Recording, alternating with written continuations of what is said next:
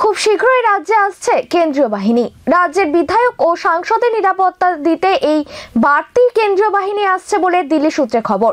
প্রায় 2 কোম্পানির কাছাকাছি কেন্দ্রীয় বাহিনী জানুয়ারি মাসের মধ্যে চলে আসতে পারে। এই প্রসঙ্গে আমাদের বিস্তারিত জানাচ্ছেন আমাদের সিনিয়র রিপোর্টার নীল বণিক। নীল, কি খবর রয়েছে এই বিষয়ে তোমার কাছে? দেখো, 2021-এর বিধানসভা নির্বাচনের জন্য আগামী কয়েকদিন মধ্যেই রাজ্যে কেন্দ্রীয় বাহিনী চলে আসছে, এমনটাই সূত্রের খবর। কেন কেন্দ্রীয় বাহিনী আসছে? এখনই যেহেতু বিজ্ঞপ্তি জারি হয়নি কোনো নির্বাচনের, তাই এই মুহূর্তে কেন্দ্রীয় বাহিনী এভাবে পাঠাতে পারে না নির্বাচন কমিশন। তাহলে কে এই কেন্দ্রীয় বাহিনী পাঠাচ্ছে? প্রশ্ন হচ্ছে রাজনৈতিক মহলে। দিল্লি সূত্রের যেটা খবর, কেন্দ্রীয় স্বরাষ্ট্র মন্ত্রক কয়েকজনের জন্য কেন্দ্রীয় বাহিনী পাঠাচ্ছে।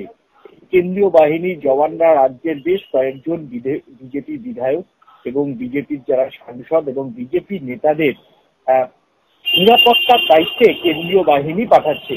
প্রায় 2 কোম্পানি কেন্দ্রীয় বাহিনী আসছে বলে এখনো পর্যন্ত জানা যাচ্ছে। কয়েকদিন আগেই দেখা গেছিল যত ইলেকশন আসছে ততই বিজেপির সঙ্গে শাসক দলের সংঘর্ষে জড়িয়ে পড়ছেন, তাতে বাদ যাচ্ছেন না নেতারাও। এই যে বিজেপির 18 জন সাংসদ আছে, তার মধ্যে বাবুল সুপ্রিয় কেন্দ্রীয় নিরাপত্তা পান, দেবশ্রী চৌধুরী মন্ত্রী থাকার সুবাদে তিনি কেন্দ্রীয় নিরাপত্তা পান।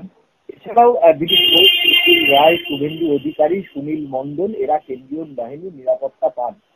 রূপা গঙ্গোপাধ্যায় কেন্দ্রীয় বাহিনীর নিরাপত্তা পান, বিজেপি সাংসদ।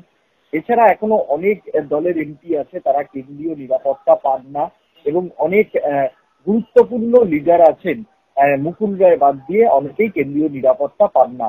পাশাপাশি বেশ কয়েকজন শাসক দলের বিধায়ক ইতিমধ্যেই বিজেপিতে নাম লিখিয়েছেন। আরো কয়েকজন বিধায়ক শাসক দলের নাম লেখানোর জন্য অপেক্ষা করছে, তারাও জানুয়ারি মাসের মাঝামাঝি বিজেপিতে নাম লেখাতে পারেন বলে দলীয় সূত্রের খবর।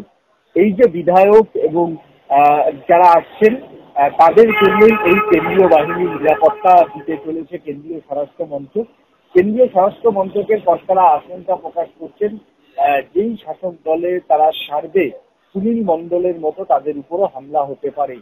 তাই তাদের জীবন রক্ষা করার জন্যই বাড়তি 2 কোম্পানি কেন্দ্রীয় বাহিনী পাঠাচ্ছে কেন্দ্রীয় সরকার, কেন্দ্রীয় স্বরাষ্ট্র মন্ত্রক।